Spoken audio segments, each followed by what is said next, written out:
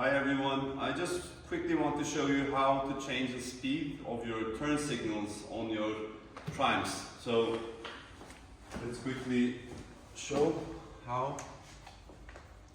You just need to hold your info button when you're turning on your switch. And when you wait for it, you will see the type 1. If you hit this info button again, type 2, type 3, type 4, type 5. These are the speeds for the turn signals.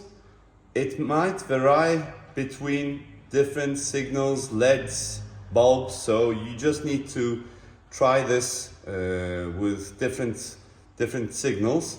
And when you just select like number 4 and hold the info button again, now it's at the 4th speed, so you will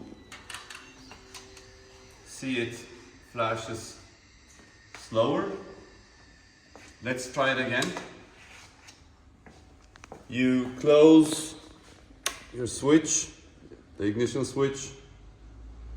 You hold the info button, turn it back on, wait for it.